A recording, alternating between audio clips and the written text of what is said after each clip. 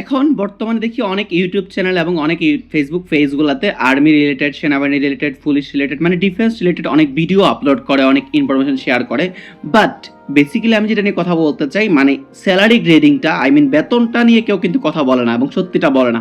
So আমি আজকে আপনাদেরকে সত্যি মানে বাংলাদেশের ডিফেন্সের সবগুলো ডিফেন্সের কিন্তু সেম স্যালারি এবং ওদের যে স্যালারি স্কিল এটা কিন্তু সিভিল অ্যাজ ইউজুয়াল যারা গভর্নমেন্ট জব করে তাদের মতোই স্যালারি, বাট গ্রেড ভাগ করা আর কি। এখন চলেন আমরা আপনাকে গ্রেডগুলো শিখাই বা আমরা সহ শিখি।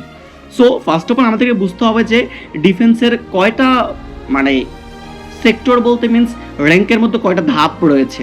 অ্যাজ ইউজুয়ালি সবগুলো বাহিনী যেমন বাংলাদেশ সেনাবাহিনী, air force, navy, police, answer, BGB, fire service সবগুলো বাহিনীতে কিন্তু তিনটা টাইপের, একটা হচ্ছে commission officer, junior commission officer, নন কমিশন অফিসার।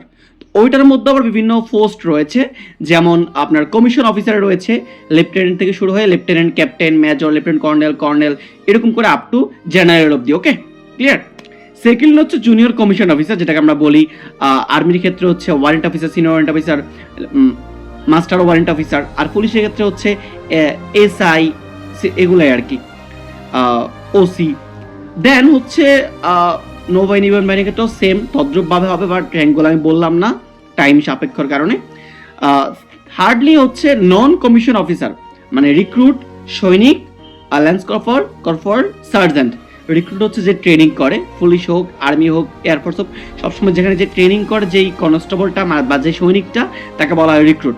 তো প্রথমে আমরা শুরু করি রিক্রুট থেকে। স্যালারি, একজন রিক্রুটের স্যালারি হয় বেসিক্যালি হচ্ছে নবমতম গ্রেডের আন্ডারে, নবমতম গ্রেড না সরি মিস্টেক, একটা রিক্রুটের বেসিক্যালি স্যালারি হয় 18তম গ্রেড।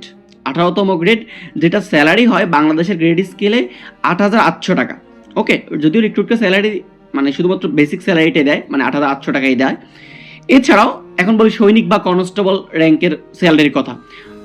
সৈনিক বা কনস্টেবলের স্যালারি বেসিক্যালি হয় হচ্ছে 17তম গ্রেড। 17তম গ্রেডের স্যালারি হচ্ছে বাংলাদেশের বেসিক স্যালারি হচ্ছে 9,300 টাকা।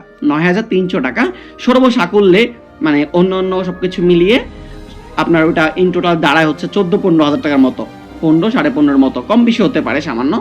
এছাড়াও অন্যান্য মানে বয়স বাড়ার সাথে সাথে, চাকরি বাড়ার সাথে সাথে প্রত্যেক বছরে ইনক্রিমেন্ট লাগে, ইনক্রিমেন্ট হয় 500 করে, 700 করে এরকম করে। তো প্রত্যেক ইয়ারে ধাপ ধাপ অনুযায়ী স্যালারি বাড়ে। বাট আপনার সৈনিকের বেসিক স্যালারি কত? 9,300 বা 500 টাকা, এর মধ্যে সর্বসাকুল্যে 14-15 হাজার টাকা একটা সৈনিকের স্যালারি বা কনস্টেবলের স্যালারি, মাথায় রাখবেন কিন্তু। একজন জেসিওর স্যালারি হচ্ছে বেসিক্যালি 22-23 হাজার টাকা বেসিক, সর্বসাকুল্যে 35+ এরকম, ঠিক আছে? এরপর ধরি কমিশন অফিসার, আই মিন যারা হচ্ছে অফিসার, লেফটেন্যান্ট, ক্যাপ্টেন, এদের স্যালারি শুরু হয় কত থেকে?